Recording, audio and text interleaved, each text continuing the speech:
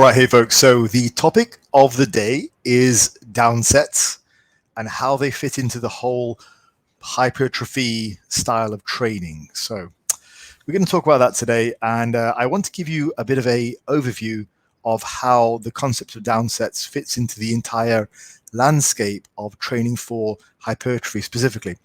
And we're also going to touch on why Geoffrey Verity Schofield is not as weak as he seems for that reason, because they're connected. So firstly, thanks for making it onto my channel. If you have any questions or comments, pop them down below. And if you'd like to work with me on your own strength and physique goals, there's a link in the description. So let's start with some notes. Now, let's look at the big picture to begin with. So within the overall broader perspective on higher volume routines for hypertrophy, we have a number of nuances which I'm looking to break through for people to understand. And part of this you guys saw with the whole intra-set rest periods video that I did recently, which I'll try and link up there.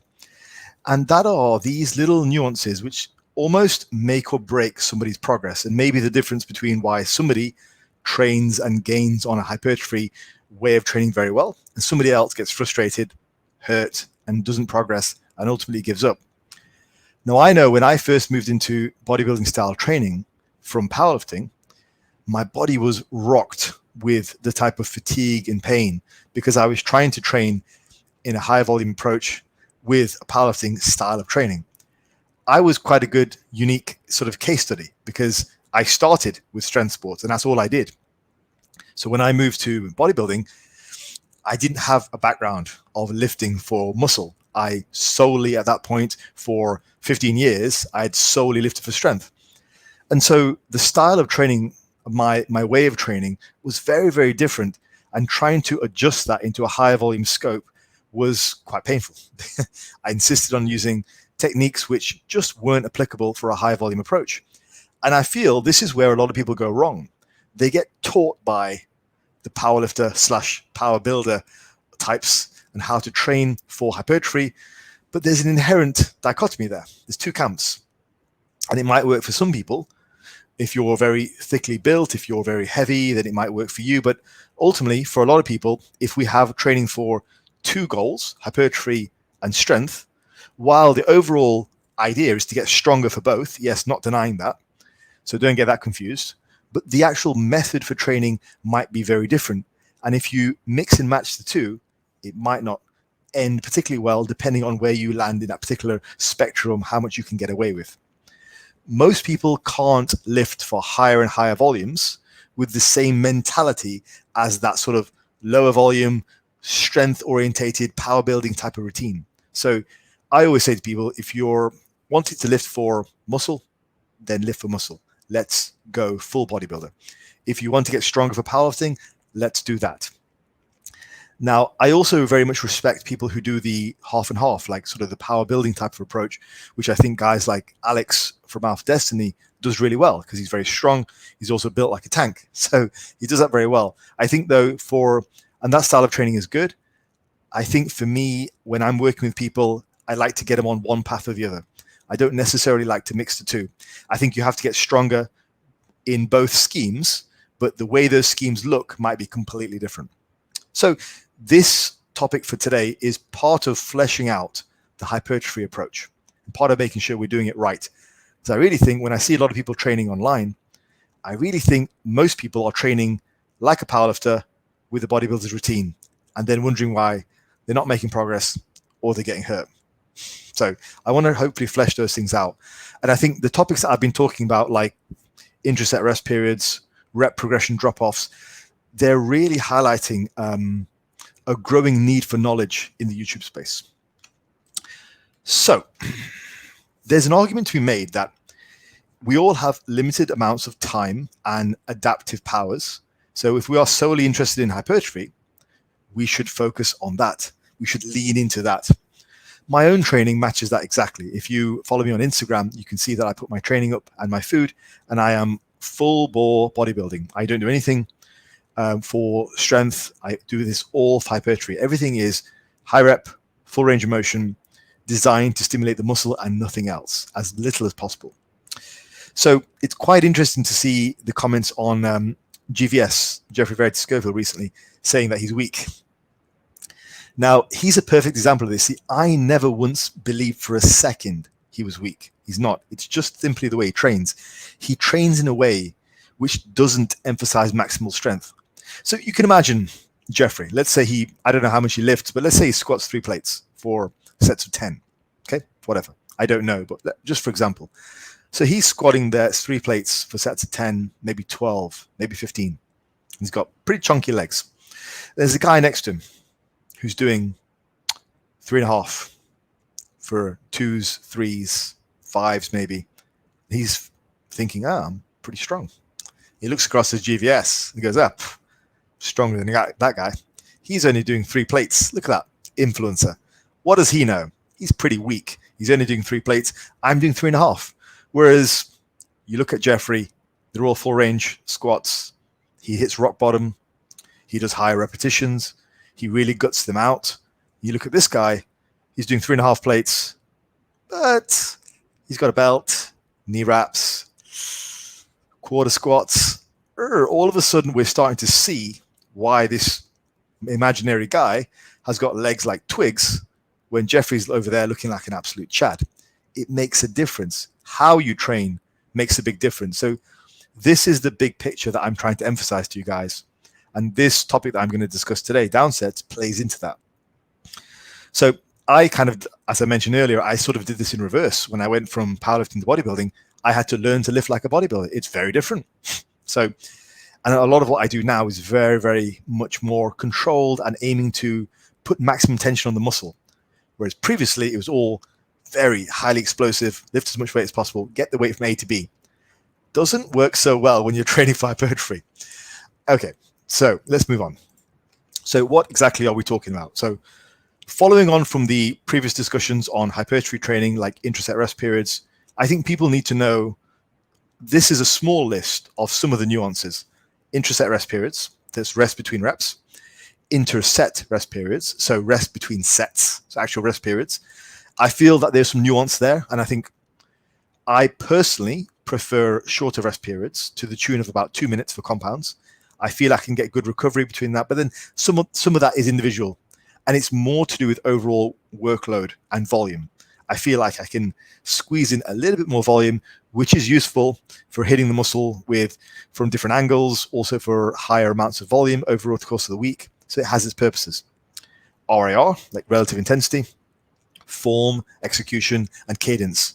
And finally, downsets. These are all things which we have to consider if we're trying to train in a way which is conducive for hypertrophy and not just trying to be a powerlifter with a hypertrophy routine. It doesn't work that well. So where do downsets fit into this model of training? Now, downsets are a natural consequence of RAR and rep drop-off. They are markers of relative intensity.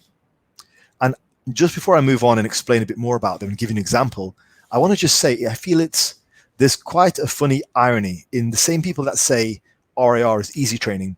They often promote sets across with the same reps. So it's clear this is very misunderstood. So people will say, yeah, I train hard. I train every set to failure, close to failure. And RAR training is for pussies. It's like, hold on. But then you look at their reps and they're like 10, 10, 10. You can't have it both ways. You can't have it both ways. You can't say RAR training is easy and then say, I just train everything to failure or close to failure. But then when you look at your reps, they're like 10, 10, 10. So clearly the first 2 sets weren't that hard because you were able to repeat the performance. That really annoys me. It's like people will just make this massive blanket broad statement which says RAR is easy. I don't want to hear it. Easy training, just people trying to intellectualize training. Come on. And then when you look at their training, it's like 10, 10, 10. I train hard. Now, on that note, I don't think everyone needs to have the rep drop-offs. I'm not saying that. And this came up in a recent discussion with Brian Borstein, who I really respect. I think he's a good guy. And this came up with a recent discussion with him. This idea that sometimes you can do 10, 10, 10. It's fine. Absolutely fine. You can go 3 RAR, 2 RAR, 1 RAR to failure. Okay? Nothing wrong with that. My problem, though, is when people do 10, 10, 10, which clearly is further away from intensity, and the first 2 sets are pretty easy, and then They insist on the internet, no, I train really hard and RIR is easy. Like, come on, you can't have it both ways. You can't have it both ways. So these misunderstandings are what I'm trying to clear up, because those same people who are telling you train every set to failure, close to failure, and then it's like 10, 10, 10, but RIR is easy. Make it make sense. So I'm trying to plug those gaps in knowledge, because clearly there's a lot of misunderstandings out there and people are falling through the cracks because of that.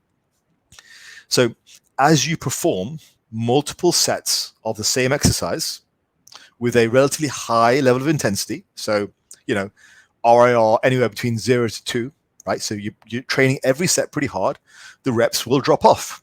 That's natural.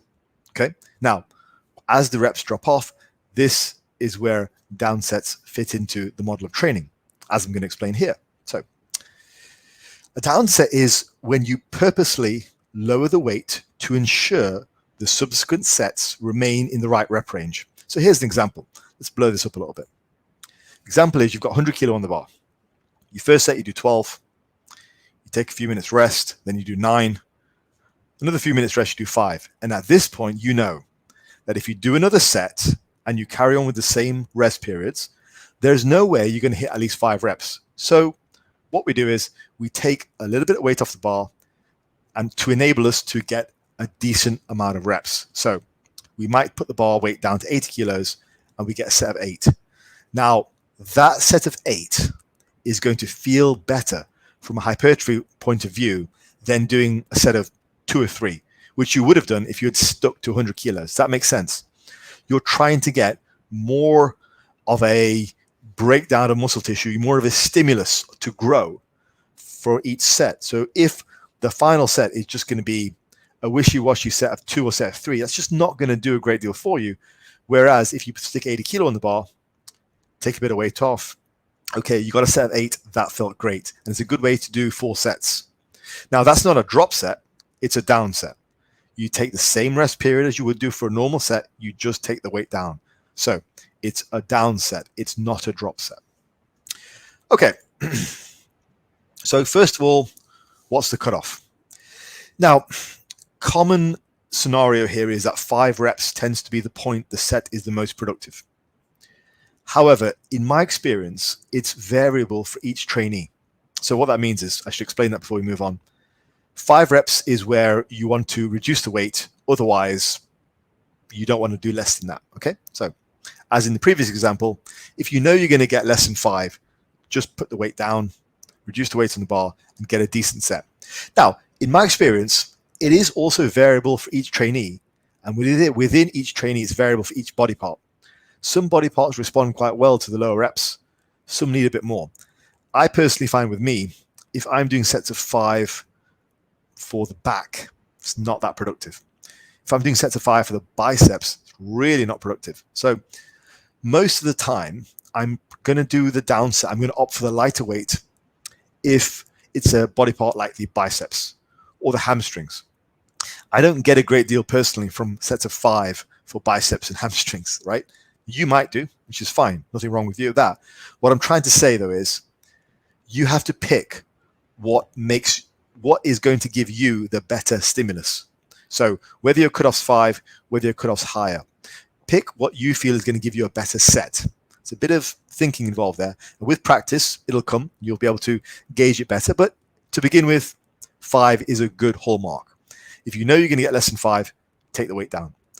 Later on, as you get more used to this, you'll be able to do down sets with much more intelligent thought, and individualize on your body parts.